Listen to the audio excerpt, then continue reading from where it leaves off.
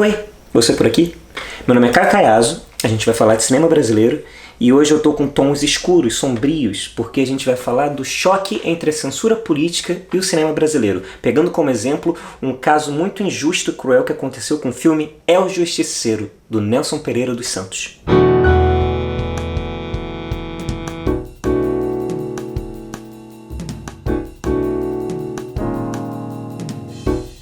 Quase todo mundo já ouviu falar do cinema novo, aquele movimento genuinamente brasileiro, vários filmes marcantes premiados, principalmente na década de 60, e quando se fala em cinema novo, meio que imediatamente vem à cabeça o nome de Glauber Rocha. E é muito natural, válido pensar na figura do Glauber Rocha, porque ele de fato ganhou prêmios em Cannes, em Veneza, se autoproclamou um porta-voz desse movimento, e de fato ele internacionalizou o cinema novo para o mundo inteiro. As atenções se voltaram para o cinema que estava sendo feito no Brasil. Porém, para falar de cinema novo, a gente tem que citar e relembrar a existência desse homem, Nelson Pereira dos Santos. Em 1955, ele lançou um filme chamado Rio 40 Graus. Você já ouviu esse nome? E foi uma revolução absoluta. Aquele filme pegava a estética do neorrealismo italiano, pegava conceitos do cinema que vinha sendo explorado na França e transformava tudo aquilo num filme genuinamente brasileiro. Através de diferentes linhas narrativas, você tem uma radiografia do que era o Rio, o Brasil da época e muitos ecos do que o Brasil ainda é hoje. Com esse filme, Rio 40 Graus, o Nelson Pereira dos Santos se tornou uma referência imediata. E vários cineastas jovens que estavam começando a explorar o cinema, viram nele uma figura de mestre. Por exemplo, ele editou Barra Vento, que é o primeiro longa do Glauber Rocha, ou seja, o Nelson Pereira estava sempre no meio daquela galera. A gente faz um corte para mais de 10 anos depois, 1966. Em 66, o cinema novo já tinha alcançado o auge e os diretores estavam no momento de se reinventar, de experimentar novas possibilidades narrativas e formais. O Nelson Pereira dos Santos, já com aquela figura de mestre e referência, tinha se tornado professor de cinema em Brasília. O golpe militar foi dado em 64, em 66 os militares já estavam começando a intervir de forma muito direta e incômoda nas atividades políticas, estudantis, culturais. E Nelson Pereira dos Santos se viu forçado a pedir a demissão da Universidade Federal de Brasília. Ele voltou ao Rio de Janeiro desempregado, sem projeto, mas ele estava determinado a fazer um novo filme onde ele pudesse explorar novas linguagens cinematográficas e criticar a atual situação social e política do país. Imaginem, senhores, que o mau elemento morre exatamente no momento do corretivo. Vocês mataram o cara a pancada? Que pancada, coisa nenhuma. O cara era doente do coração, sofria do coração. Um corretivo de leve. Então, no Rio de Janeiro, sem ideias do que poderia gravar, qual que seria o novo projeto, recebeu um presente de Leon Hirschman. Esse moço aqui, também um expoente muito marcante e premiado do cinema novo, deu de presente para o Nelson Pereira dos Santos um livro do João Bittencourt, chamado É o Justiceiro, uma espécie de Robin Hood carioca, que era filho de militar e usava toda a influência e nome do pai para conseguir vários favores e liberar vários amigos presos ou envolvidos em confusões políticas. Quando é que caras como aqueles vão ser tratados com justiça?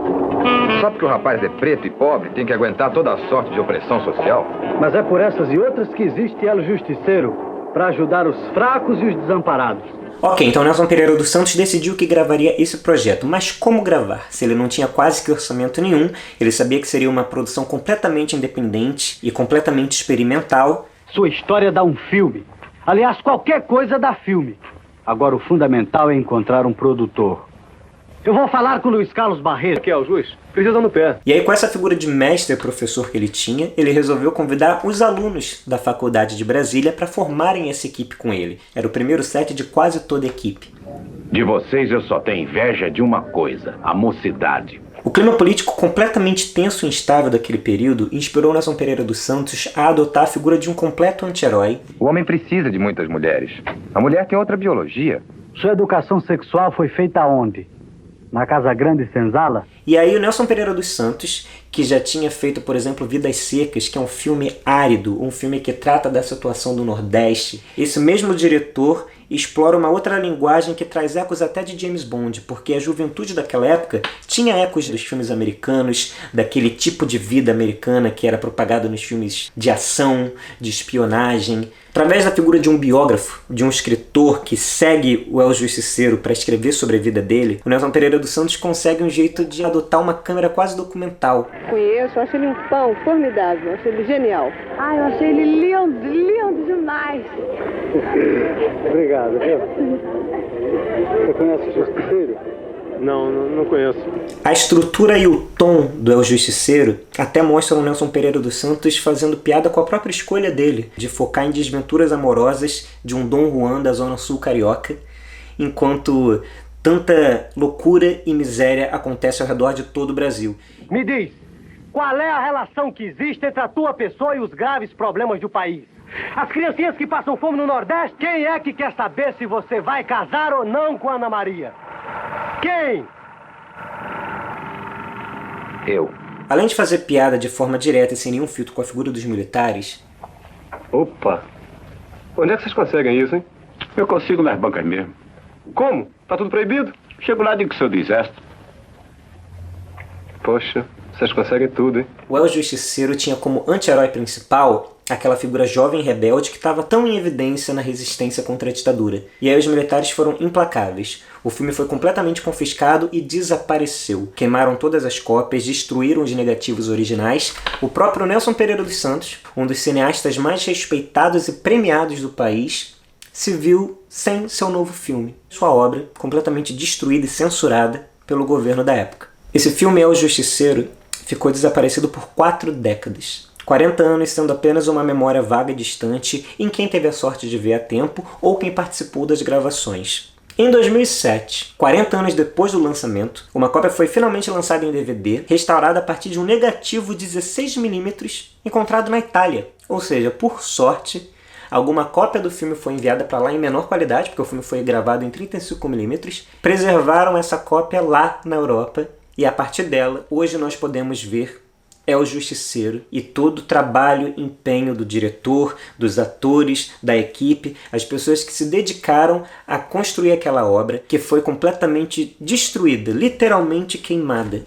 Outro detalhe que merece muita atenção é a presença da Adriana Prieto. É possível que você nunca tenha ouvido falar dela, infelizmente. A Adriana Prieto, ela trabalhou com Domingos Oliveira, com Arnaldo Jabor, ela encarnou a Lúcia McCartney, papel título do filme do Davi Neves, entre muitos outros filmes daquele período. Ela realmente fazia um filme atrás do outro, até que em 74 morreu tragicamente num acidente de carro. Ela tinha apenas 24 anos e desapareceu da história do cinema brasileiro. Hoje em dia não existem retrospectivas, uma figura tão presente em vários filmes de grandes diretores que desapareceu. Então esse filme, por tanto tempo perdido, é mais uma das poucas chances de vê-lo em ação, no auge da beleza, no auge do talento. Esse vídeo de hoje é uma grande celebração e homenagem a 2 figuras. O Nelson Pereira dos Santos, se o cinema brasileiro fosse uma religião, ele sem sombra de dúvida seria um dos santos mais fortes. Teve uma piada aí. E a Adriana Prieto, tão presente naquele período do cinema, saiu de cena tragicamente, corre sempre o risco de ser esquecida, mas a gente não deixa. A gente está aqui para manter a memória dela viva.